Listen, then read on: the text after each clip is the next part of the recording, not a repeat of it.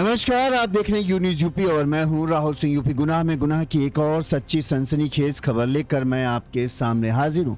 UP के कुशीनगर जिले में एक 14 साल के छात्र की बड़ी ही बेदर्दी से इलाके के दबंगों ने हत्या कर दी। इस हत्याकांड ने पूरे कुशीनगर जिले को कहें हैरान कर दिया है। वहीं कुशीनगर जिले के लोगों में इस घटना के बाद गुस्सा है।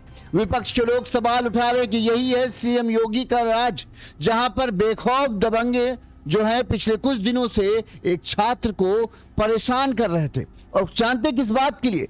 उस छात्र की पॉकेट मनी को लेने के लिए जो इलाके के कुछ दबंग युवक थे वो लगातार उसे धमकाते थे, उससे उसके पैसा छीनते थे, उसका टिफिन बॉक्स छीन लेते थे। और आखिरकार जब बच्चे ने पैसा देने से मना कर दिया तो इन दबंगों ने उस बच्चे को चाकू मारकर बेदर्दी से उसका पेट फाड़ दिया और फिर उसको मौत के घाट उतार दिया। इस हत्याकांड करने कहे पूरे कुशीनगर के लोगों को इलाके में गुस्सा भर दिया है। अब नेता नगरी भी इस पूरे मामले में शुरू हो गई होगी भी जब इस तरह के मामला होगा जहां पर उत्तर प्रदेश के मुख्यमंत्री योगी आदित्यनाथ लगातार दावा करते हैं कि अपराधियों के लिए प्रदेश में कोई जगह नहीं, लेकिन कुशीनगर की यह घटना उन्हीं के दावों पर सवाल खड़े कर रही है। सिर्फ 14 साल के एक मासूम छात्र आदर्श चौहान की हत्या ने पूरे इलाके को हिला कर रख दिया है।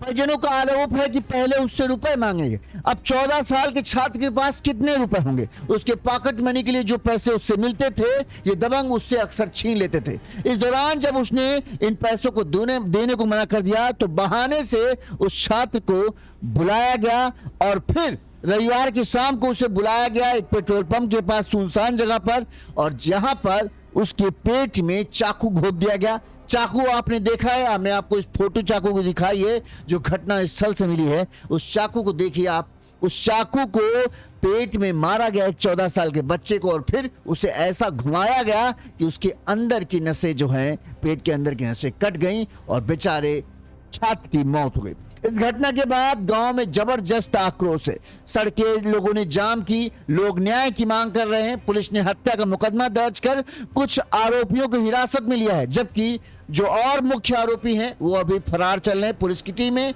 उनके तलाश में जुटी हैं।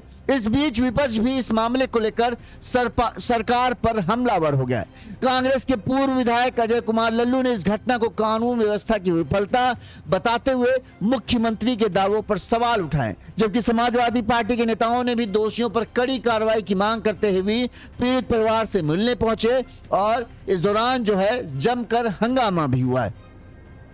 अब इस घटना ने वाकई में लोगों को गुस्से में भर दिया। एक तरफ जहां हम लगातार देख रहे हैं कि यूपी पुलिस जो है बड़े बड़े नामी अपराधी, यहां तक कि छोटे मोटे जो चेन स्नैचर हैं उनको भी कहें उनके भी पैर में गोली मार दे रही है, छोटे छोटे माल। अब यहां पर बात जो बड़े भाई का दावा है कि ये जो छात्रों के नाम 3-4 नामों को जिनको बताया है उनका कहना है कि ये यहाँ पर अक्सर रंगदारी वसूलते हैं, मतलब लोगों पर दबाव बनाना और उनसे पैसे वसूलना इनका यही काम है और दिन भर ये यही काम करते हैं। तो आखिरकार कैसे ये कुशीनगर पुलिस की नजर से ये लोग बचे रहे?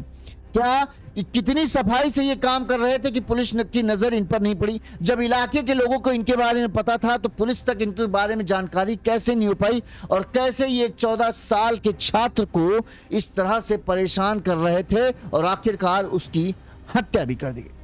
देखिए किस तरह से, जब जाहिर सी बात है ये मामला कानून व्यवस्था से जुड़ा था। 150 रुपए की रंगदारी के लिए बताओ एक छात्र को मौत की घाट उतार दिएगा। इस मामले में कांग्रेस के नेता पहुंचे, समाजवादी पार्टी के नेता पहुंचे और जब बॉडी आई पोस्टमार्टम के बाद तो परिजनों ने सड़क पर रखकर जाम लगाने की कोशिश की। इस दौरान पुलिस मौके पर पहुंचती है, धक्का मुक्की तक होती। देखिए किस तरह के तनावपूर्ण हालात थे।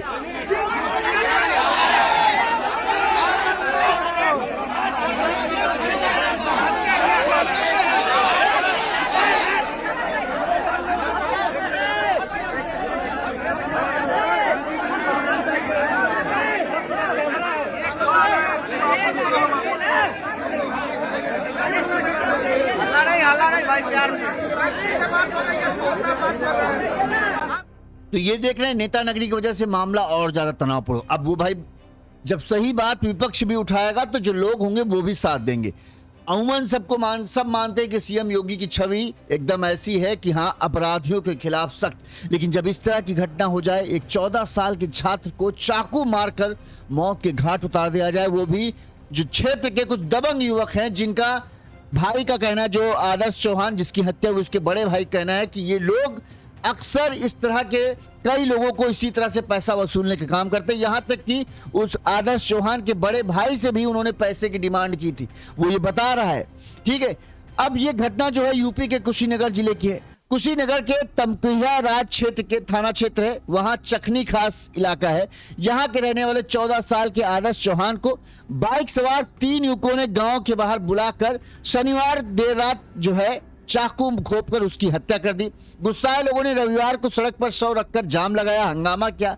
घर वालों ने आरोप लगाया कि रुपए न देने की वजह से जो है उनके घर के चश्म चिराग की हत्या की गई। पुलिस ने इस मामले में आदर्श चौहान के पिता की तहरीर पर 5 नामजद और कुछ अज्ञात को टोटल 9 लोग हैं जिनके खिलाफ रिपोर्ट दर्ज की गई है। पुलिस कहना है उन्होंने कुछ लोगों को हिरासत में लिया है, लेकिन जो प्रमुख लोग हैं वो भी अभी भी पुलिस की गिरफ्त से दूर हैं। वहीं रविवार की शाम को 5:30 बजे जब शव पोस्टमार्टम के बाद आया तो बताते हैं गुस्साए ग्रामीणों ने एम्बुलेंस से शव उतारने से मना कर दिया। कुछ देर बाद शव को तमकुहिया राज तरिया मार्ग पर रखकर हंगामा करते हुए विरोध प्रदर्शन शुरू हुआ। सूचना पाकर मौके पर पुलिस आई, उन्होंने समझाने का प्रयास किया, प्रदर्शन खत्म करने का प्रयास किया। इस दौरान बताते हैं काफी धक्का मुक्की जैसा माहौल हुआ, लेकिन किसी तरह से तमाम बड़े अधिकारी आए, आश्वासन दिया, तब जाकर कहीं मामला शांत हुआ। लेकिन इसके बाद बताते हैं सोमवार की सुबह एक बार फिर से घर वालों ने प्रदर्शन किया। उनकी मांग है कि जब तक हत्यारों का एनकाउंटर नहीं होगा वो चैन से नहीं बैठेंगे। अब हम आपको घटना विस्तार से पूरा बताते हैं कि आखिरकार ये पूरा मामला है क्या। पहले हम आपको घटना बताएं, उससे पहले जो आदर्श चौहान है उसके बड़े भाई ने घटना के बारे में क्या कहा वो सुन लीजिए, फिर हम आपको पूरी खबर विस्तार से बताते हैं। उसने ही पूरा घटनाक्रम को बताया, लेकिन हम आपको और डिटेलिंग से बताएंगे। पहले वो सुनिए बड़े भाई जो है आदर्श का, उसने क्या कहा। उसके बाद से ये बुलाकर ले गया पेट्रोल पंप, यहीं मेरे नज़दीकी में पेट्रोल पंप है नारायण फ्यूल्स, यहीं बुला के ले गया। उसके बाद से प्रदीप मिश्रा आया, MT-15 रखा है, उस पे 2 और लड़के थे। प्रदीप मिश्रा था, रोहित मिश्रा चखनी खास के, एक दीपक नाम का लड़का था। वो तीनों आए सब। उसके बाद से मेरे भाई को यहाँ ऐसे नचा दिए थे सब, जो भी यहाँ का था सिस्टम नस वोस वगैरह एक कट चुका था। हम तब तक एक लड़का दौड़ते हुए आया। उसके बाद से हम मेरे पिताजी, हम और मेरे बड़े पापा, हम लोग तीनों आदमी यहाँ बैठे हुए थे। तब तक आया लड़का, बताया कि एजा बैठल बड़ा जा, तारा भाई को एजा मार दल बड़ा सुन। तब तक मेरे पिताजी तुरंत अपना बाइक लेके निकले। तब तक हम भी अपना बाइक लेके पीछे से अपना बाइक निकाले, तुरंत गए।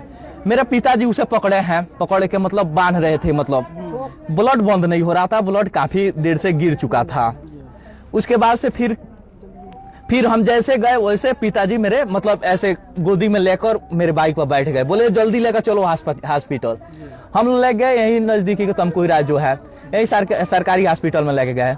वहाँ डॉक्टर साहब जो भी थे, उसके बाद से बोल रहे हैं कि सिचुएशन इसका खराब है, आप लोग तुरंत यहाँ से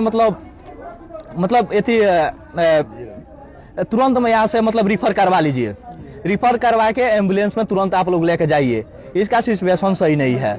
उसके बाद से हम लोग तुरंत 5-7 मिनट के अंतराल में एम्बुलेंस तुरंत आ गया। उसके बाद से एम्बुलेंस में हम लोग उसे बैठा कर लेके चले गए। वहाँ ले जाने के बाद मेरे भाई का प्राण छूट गया था। कहाँ पे?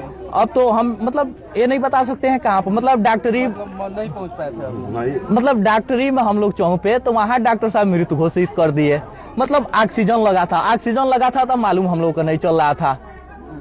अच्छा बताइए, पहले से कोई ऐसा रंजिश नहीं था ना उन लोग के बीच में, आपसी कोई विवाद नहीं था? ये रंगदारी वसूली करते हैं सब। कौन? जो प्रदीप मिश्रा है और रोहित मिश्रा, अच्छा। दीपक नाम का जो लड़का है, ये रंगदारी वसूली करते हैं सब। मेरे पिताजी है मास्टर है, हमको हम भी डिप्लोमा करते हैं, वो भी पढ़ता है, तो हमको 150-200 हमको देते हैं, उसे 100-150 जो भी रहता है उसे देते हैं, प्रतिदिन देते हैं। प्रशासन से क्या निवेदन है? प्रशासन से यही निवेदन है, उसका उसका इनकाउंटर होना चाहिए, उसका इनकाउंटर होना चाहिए। भाई ने पूरा घटनाक्रम बताया। जब उसको चाकू मारा गया तब उसके घर आके कोई लड़का बताता है कि तुम लोग यहाँ बैठे हो और तुम्हारे भाई को चाकू मार। अब आप सिर्फ कल्पना कीजिए, एक बाप अपने बेटे को, 14 साल के बेटे को जिसका पेट में चाकू मारा गया है, पेट फाड़ा गया है, वो लेकर यहाँ पहले इस अस्पताल जा रहा है, फिर दूसरे अस्पताल जा रहा है और हर घड़ी उसके बेटे की सांस टूटती जा रही। उस बाप के लिए वो समय कितना कठिन होगा, आप इसके लिए कल्पना कर सकते हैं। हर एक पल उसके लिए कितना मुश्किल होगा, किस तरह से वो अपने आप को संभाले होगा, अपने आंसुओं को कंट्रोल किया हुआ होगा, अपने इमोशनल को काबू किया होगा, क्योंकि पहले बच्चे को बचाने की कोशिश, इधर भाग रहा है, कभी इस अस्पताल से उस अस्पताल लेकर जा रहा है और आखिरकार उसके बच्चे की मौत ही हो जाती है। इतनी सब कोशिशें, सारी कोशिशें नाकाम होती हैं और आप बताइए, एक बाप का गुस्सा नहीं फूटेगा तो क्या होगा। और वो भी एक शिक्षक जिसने कभी नहीं सोचा था कि उसके बेटे के साथ ऐसा होगा, क्योंकि हमेशा वो सबको इसी बात की सिर्फ शिक्षा देता है कि बेटा अच्छे आदमी बनो, और अपने बच्चों को भी वही सिखाता था। लेकिन नहीं पता था कि उसके बेटों का कुछ ऐसे लोगों से वास्ता हो गया है जो पॉकेट मनी मिलती है बच्चों को, जो बाप अपने पॉकेट मनी देता था कि 100-150 रुपए, भाई आना जाना, स्कूल है, पढ़ने जाता है, कभी जरूरत पड़ती है तो उसके लिए देता है, उस पॉकेट मनी के लिए उसकी हत्या कर दी जाएगी। सोचो कितने ये जो दबंग थे, कितना इनका हौसला बुलंद था कि ये छोटी छोटी चीजों के लिए इतना बड़ा कांड कोई कर दे, तो सोचो कितनी बड़ी बात है। अभी ये सब बड़े भाई कहने के मुताबिक है, पुलिस इस पूरे मामले में जांच कर रही है। अब अच्छा, हम आपको घटना बता देते हैं। ये घटना जो है तमकुही राज थाना क्षेत्र है, यहाँ चकनी खास है। इस चकनी खास गांव में चंद्रशेखर चौहान का अपना घर है। इनके 2 बेटे हैं, एक बड़ा बेटा हमने आपको बताया और बैजू चौहान, और ये छोटा बेटा था 14 साल का आदर्श चौहान, जिसकी हत्या हुई। आदर्श चौहान उम्र 14 साल, कक्षा 9 का छात्र था। घर वालों का आरोप है कि विद्यालय के रास्ते गांव के ही इसी मतलब चकनी खास गांव के ही रहने वाला प्रदीप मिश्रा, सागर, ऋतिक मिश्रा, राजा और उसके 3-4 और साथी जो हैं आदर्श को अक्सर परेशान करते थे। जबरन उसके रुपए मांग करते थे, उससे रुपए मांगते थे, बैग में रखा खाने का सामान छीन लेते थे। इसको लेकर आदर्श से उसका कई बार, जब बच्चा है 14 साल का वो भी हो रहा था, तो वो विरोध करता था, तो उसको जो है ये मारते पीटते भी थे। शनिवार की घटना है, ठीक है। बड़ा भाई बताता है कि हम दोनों को पिताजी जो है, जो कि हम भी पढ़ रहे हैं और वो भी पढ़ता था, तो हम दोनों को पिताजी जो है 100-150 रुपए पर डे जो है कुछ ना कुछ, मतलब यह है आने जाने के खर्चा या कुछ खाने पीने के लिए दे दिया करते थे, और उन्हीं पैसों को ये लोग छीन लेते थे। जब भाई देने से मना करता था तो ये लोग उसके साथ जो है बदतमीजी या बुरा बर्ताव करते थे। अब जो घर वालों के मुताबिक है, शनिवार को आदर्श स्कूल से घर आया था। रात करीब 9:30 बजे के आसपास जो है, जो आरोपी हैं यानी प्रदीप मिश्रा, सागर, ऋतिक मिश्रा, राजा और उसके साथियों ने जो है, सबसे प्रमुख जो नाम लिया जा रहा है वो प्रदीप मिश्रा और ऋतिक मिश्रा, और इसके अलावा सागर और एक राजा है। इन 4 का नाम प्रमुखता से घर वालों ने लिया। इनका कहना है कि रात 9:30 बजे के आसपास इन्होंने पड़ोस के किसी 3 पड़ोस के युवकों के माध्यम से जो है इसको, आदर्श को बुलाया कि आओ चलो बाहर चलते हैं घूमने टहलने के लिए बहाने। तो ये इसको लेकर जो है तमकुही राज तरिया रोड पेट्रोल पंप है, उस पेट्रोल पंप के पास ले गए। गांव के बाहर पेट्रोल पंप था और यहां पर जैसे ही आदर्श पहुंचता है, प्रदीप मिश्रा, रोहित मिश्रा और सागर बाइक से आए, मतलब एक बाइक पर 3 युवक आए, ठीक है। शायद इन्होंने ही उन जो गांव के लड़के थे, जो इसके अगल बगल के लड़के थे, उन्हें बोला होगा कि उसको लेकर आओ। शायद वो लड़के भी इन तीनों से डरते होंगे, इस वजह से वो बहाने से इसको लेकर गए। और जैसे ही आदर्श बताते हैं पहुंचता है कि प्रदीप मिश्रा, रोहित मिश्रा और सागर ये एक बाइक से वहां आए और आदर्श के पेट में चाकू घोंप दिया। चाकू आपने देखा कितना खतरनाक दिख रहा है। बताते हैं चाकू घोंपा और उसको घुमा दिया, जिससे उसके अंदर की जो आते सीज थी शायद वो कट गई। चाकू घोंपने के बाद वो वहां से भाग निकले। इस दौरान जो वहां पर लोग थे, जो लड़का कोई था, वो तुरंत भागते दौड़ते इनके घर आया। बड़ा भाई बताता है कि बैजू चौहान जो था वो कहता हम और पिताजी घर के बाहर ही बैठे थे, तभी वो आया और उसने कहा कि तुम्हारे भैया को, जो वहां लोकल की भाषा है कि तुम्हारे बेटवा को वहां चाकू मार दिए, तुम लोग यहाँ बैठे हो। इसके बाद पिताजी जो हैं, जो चंद्रशेखर चौहान थे, वो तुरंत अपनी बाइक से उठाकर वहां पहुंचते हैं और भाई भी पहुंचता है। इसके बाद आदर्श को अपनी बाइक पर बिठाकर सबसे पहले नजदीक की सीएचसी ले जाते हैं। यहाँ पर प्राथमिक इलाज यानी शुरुआती इलाज दिया जाता है, लेकिन चूंकि अंदर के शायद जो इनर पार्ट थे वो कट चुके थे, इसलिए डॉक्टरों ने तुरंत उसे मेडिकल कॉलेज कुशीनगर के लिए रेफर कर दिया गया।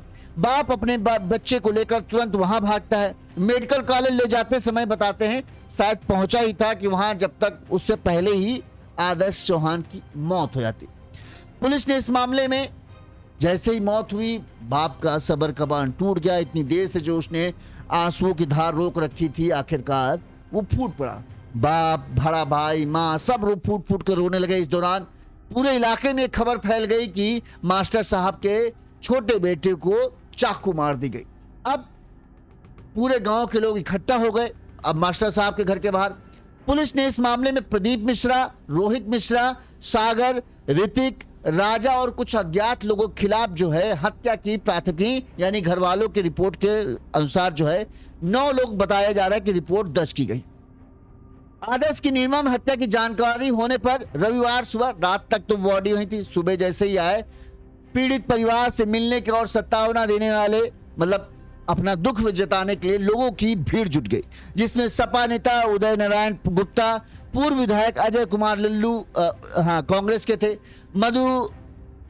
मधुरम श्याम राय, प्रधान सुविंद चौहान, अब्दुल मन्नान, राकेश यादव, तीर्थराज गिरी पीड़ित परिवार से मिलने पहुंचे और उन्हें हिम्मत बधाई। इस दौरान सभी नेताओं ने इस बात की मांग की कि भाई जिस तरह से इस बच्चे की हत्या की गई है, आरोपियों को बख्शना नहीं चाहिए, पुलिस से कड़ी कार्रवाई की मांग की गई।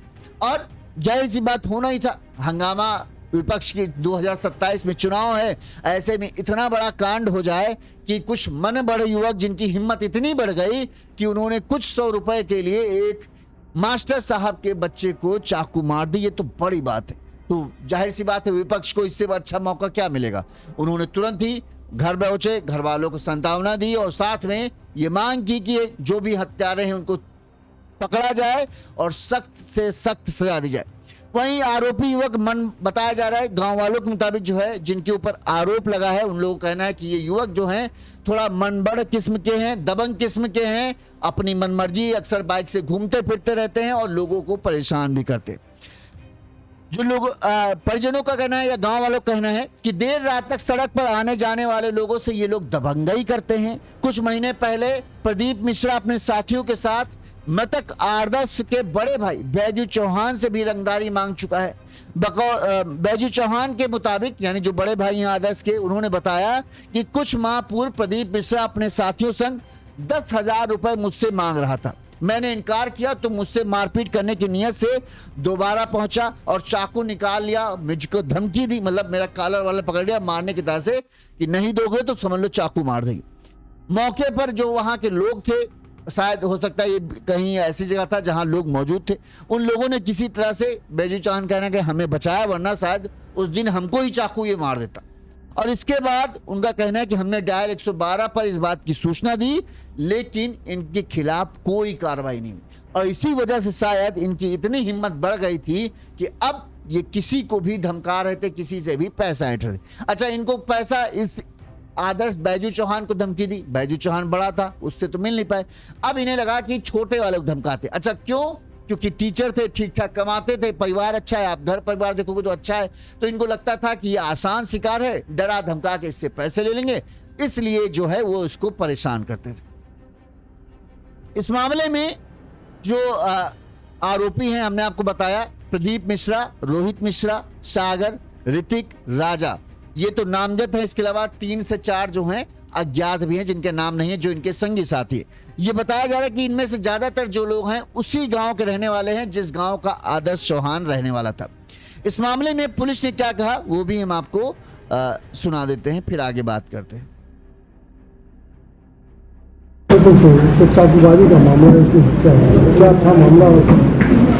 देखिए, इसमें थाना क्षेत्र तमकुही राज में एक युवक की जिसका की उम्र 17 साल के आसपास बताई गई है, उनकी हत्या वहीं के लोकल रहने वाले कुछ करीब 5 नामजद व 3 अज्ञात व्यक्तियों द्वारा करना बताया गया, जिस संबंध में परिजनों द्वारा तहरीर दी गई है और उस पर अभियोग पंजीकृत हो गया है और इसमें विभिन्न टीमें लगाते हुए उन सबकी गिरफ्तारी का प्रयास किया जा रहा था, जिसमें कि आज लगभग उनमें से 4 व्यक्ति पुलिस हिरासत में आ गए हैं जो नामजद हैं और इसकी गहराई से छानबीन करते हुए इसमें अग्रिम विधिक कार्रवाई की जा रही है। उनके भाई ने रंगदारी का आरोप लगा रहे हैं कि रंगदारी न देने के कारण। जी हाँ, उनके परिजनों द्वारा ये आरोप लगाया गया था कि यदा कदा वो मोटरसाइकिल में पेट्रोल डलवाने को लेके या खाने पीने को लेकर उनसे पैसे की मांग निरंतर करते रहते थे।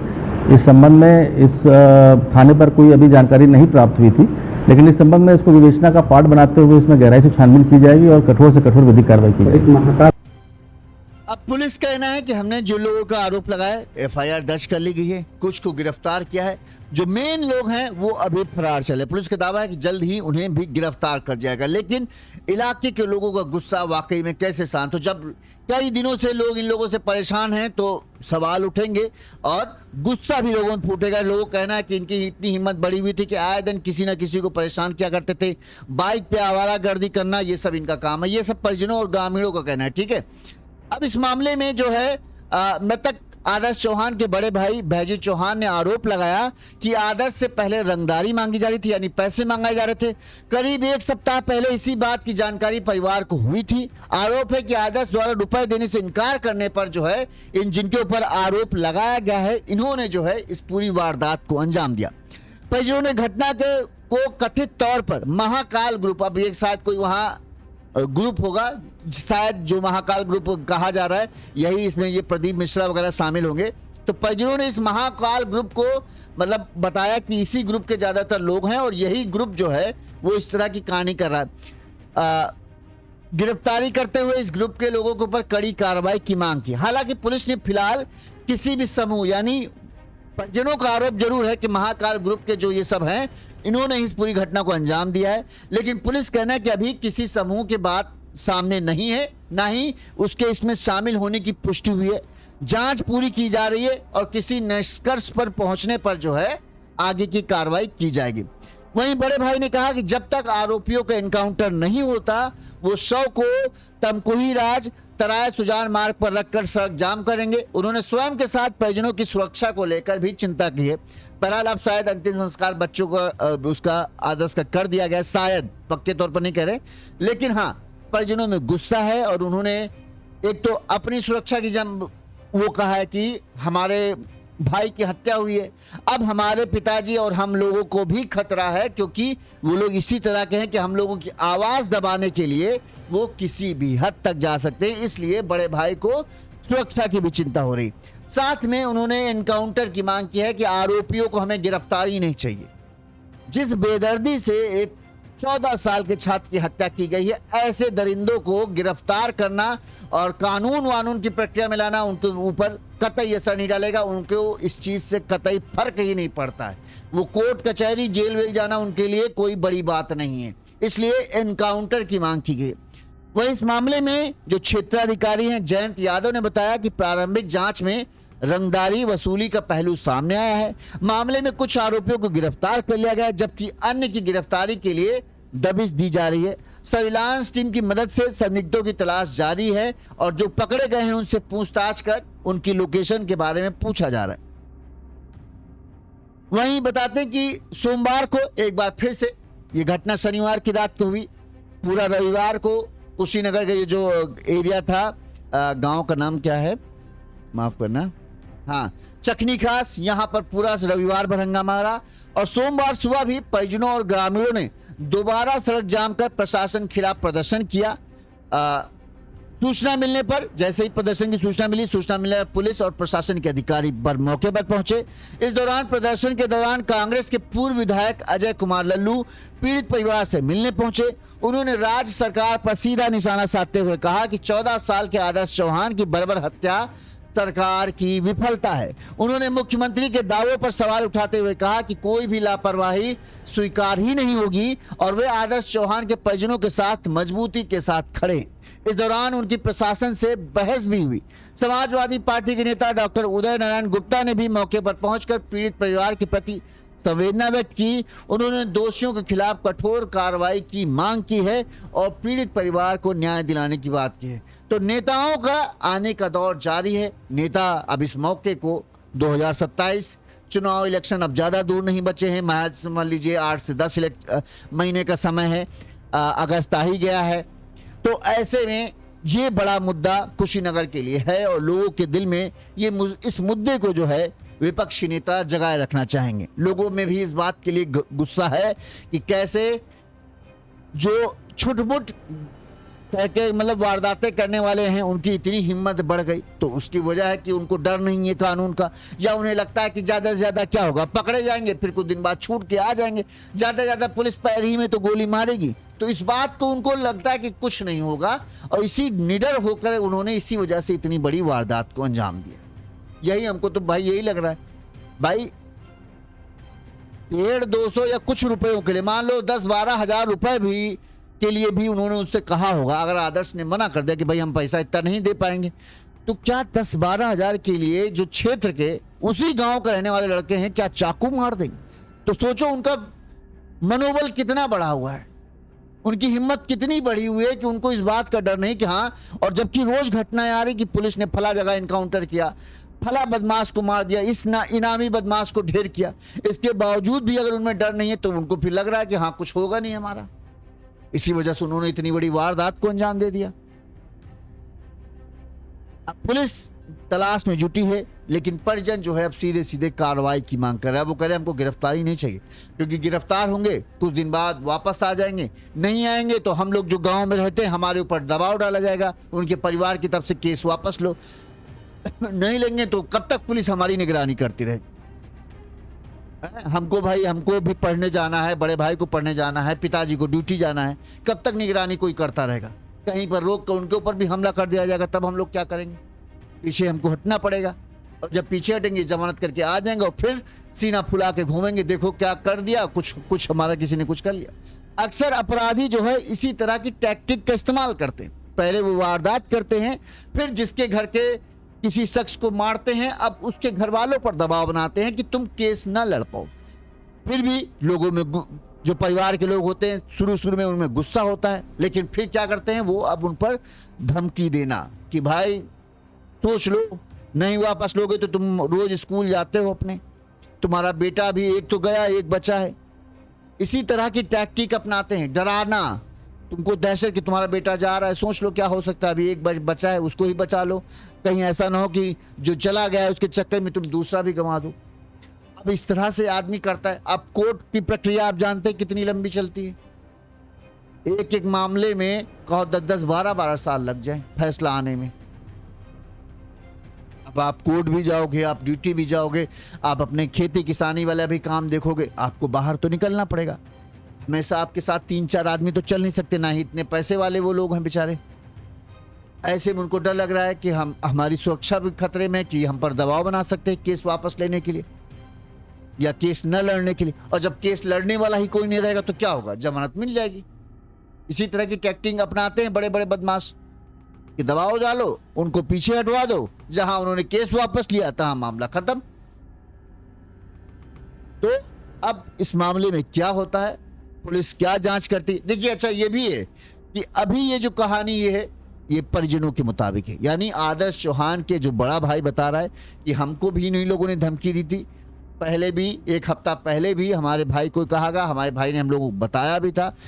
और अब जो जिसने घर आके, हम लोग जब घर में थे, जिसने आके हमें बताया घटना के बारे में, उसी ने बताया था इन लोगों ने हमें चाकू मारा। तो ये परिवार वालों के मुताबिक है। वजह जो परिवार वालों ने बताई यही कि ये लोग रंगदारी वसूलते हैं और इसी वजह से जो है ये हमारे भाई से पैसा मांग रहे थे, हमारे भाई ने मना कर दिया तो उसको चाकू मार दी। तो ये परिजनों की तरफ से पूरी कहानी है।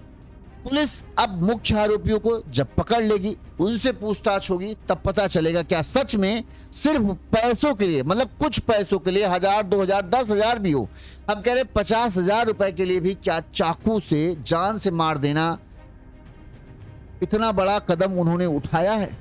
ये भी है। क्या यही सिर्फ वजह थी कि इसके पीछे कुछ और भी कहानी है जो अभी पुलिस की जांच के बाद सामने आएगा? अब देखते हैं कब तक इस पूरे मामले खुलासा आता है। लेकिन इस घटना के बाद गांव के लोगों में तो बहुत गुस्सा है और वाकई में वो सब चाहते हैं कि जो ये दबंग किस्म के लोग हैं जिन्होंने इस वारदात को अंजाम दिया है, उनके खिलाफ सख्त से सख्त कार्रवाई हो। देखते हैं क्या होता है। इस खबर पर आपकी क्या राय, हमें कमेंट करके जरूर बताइएगा। इसी तरह से गुनाह की तमाम बड़ी खबरें हम आप तक पहुंचाते रहेंगे। इस खबर का जो भी आगे अपडेट आएगा वो भी हम आप तक पहुंचाएंगे। नमस्कार।